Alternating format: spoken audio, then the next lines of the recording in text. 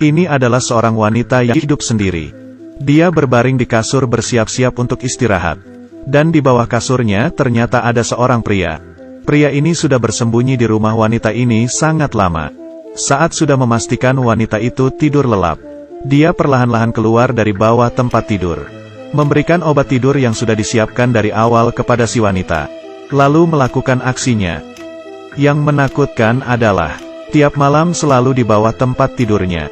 Dan perempuan ini sama sekali tidak tahu.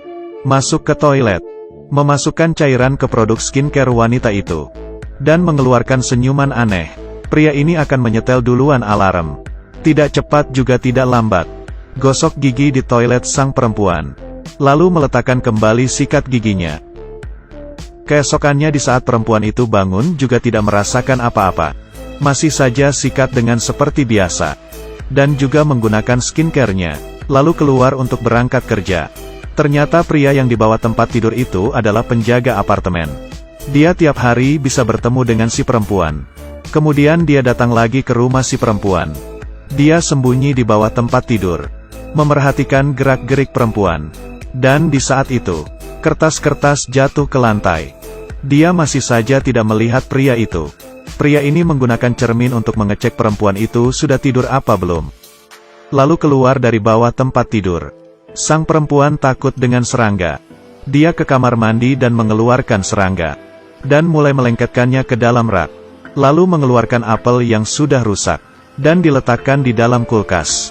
Tapi si perempuan masih saja tidak tahu orang yang sembunyi di bawah tempat tidurnya. Setelah bangun ia merasa badannya sangat capek. Dan sekujur tubuhnya mulai muncul bercak-bercak merah. Dia membuka lemarinya dan melihat serangga yang penuh di dinding sekeliling kamarnya. Hal menakutkan yang sebenarnya baru saja akan dimulai. Pria ini masuk ke suatu ruangan. Dia juga mengeluarkan belati tali yang sudah disiapkan. Lalu dia memperhatikan kamar itu, dan memutuskan hatinya. Kemudian sembunyi di bawah tempat tidur, menunggu perempuan itu masuk ke dalam kamar. Saat itu lampu di kamar dibuka. Sang perempuan membawa pacarnya pulang.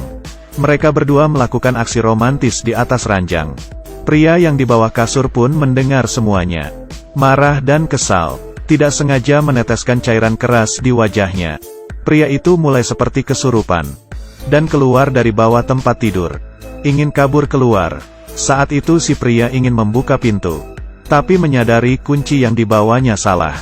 Dia tidak bisa keluar. Pria itu membuka mata dan melihat dirinya di dalam bak. Dia mengintip wanita itu dari lubang gorden. Perempuan itu dipanggil kembali ke kamar oleh pacarnya. Mereka menemukan tas dan buku catatan di bawah tempat tidur. Saat itu pria memanfaatkan kesempatan itu berjalan ke ruang tamu. Tapi pacarnya si perempuan malah juga ikutan ke ruang tamu. Pria itu pun dari samping melihat mereka. Hatinya dipenuhi dengan rasa takut dan tidak aman. Dia ingin kabur keluar, harus kembali ke ruangan, mengambil kunci di dalam tasnya. Si pria memerhatikan mereka dengan saksama. Di saat mereka mengganti baju, dia masuk ke kamar, dan menemukan kunci di dalam tasnya. Juga mengambil buku catatannya lalu menuju ke pintu. Sang pacar menemukannya, menanyai bagaimana dia bisa masuk. Di saat dia mendisinfeksi rumah wanita ini, dia tidak sengaja meninggalkan tasnya di rumah perempuan. Perempuan ini pun kembali ke kamar, dan membawakan tas itu ke pria. Si pria pun akhirnya berhasil keluar. Dia masuk ke dalam elevator. Saat itu hatinya terus berdegup kencang. Karena setelah itu, dia tidak bisa memeluk wanita itu tidur lagi. Setelah itu si pria melihat perempuan dan pacarnya pergi. Dan sepertinya tidak akan kembali lagi. Perempuan itu juga mengatakan selamat tinggal kepadanya. Sang pria dengan putus asa naik ke lantai atas. Dia bersiap untuk lompat dari atas menyelesaikan hidupnya. Kemudian mendengar suatu suara. Dia melihat perempuan dan pacarnya kembali lagi ke apartemen. Perempuan dan pacarnya kenapa bisa kelahi? Ternyata perempuan itu hamil, tapi pacarnya mencurigai itu bukan miliknya. Dengan sedih dia tidur di atas kasur.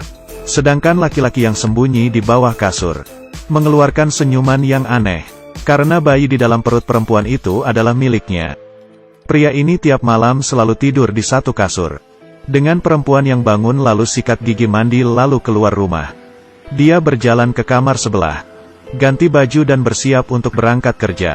Di pagi hari adalah penjaga apartemen yang ramah. Di malam hari menjadi seorang yang mesum. Tiap hari selalu melakukan hal ini. Pacar sang perempuan membohonginya ke rumah dan berjalan ke kamar si perempuan.